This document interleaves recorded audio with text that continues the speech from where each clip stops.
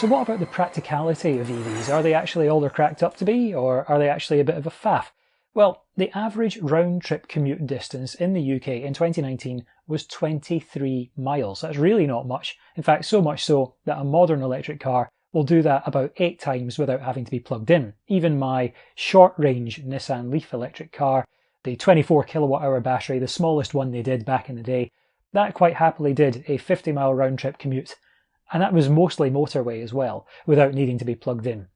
In fact, 68% of journeys within the UK are less than 5 miles. Even the oldest Nissan Leaf, the oldest electric cars, will do that at least 12 times without having to be plugged in, and the latest Nissan Leaf will do it over 40 times without having to be plugged in.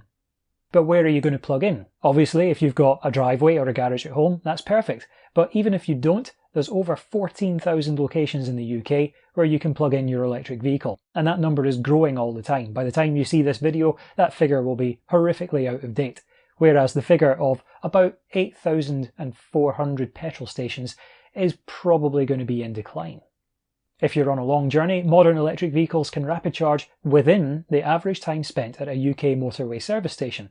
And even older electric cars like my old Leaf from 2014 are surprisingly capable of taking on cross-country treks.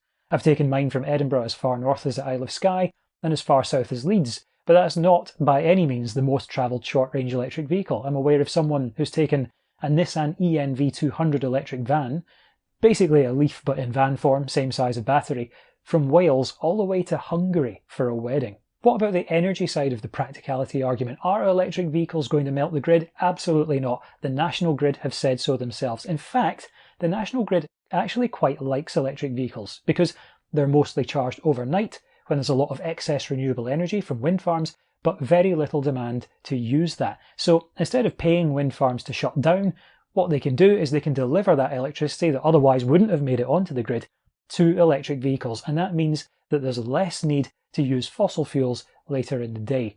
So actually electric vehicles help to make better use of renewable energy and balance the grid. Once again, you can find out more about these nuggets of wisdom at theevmarketplace.com.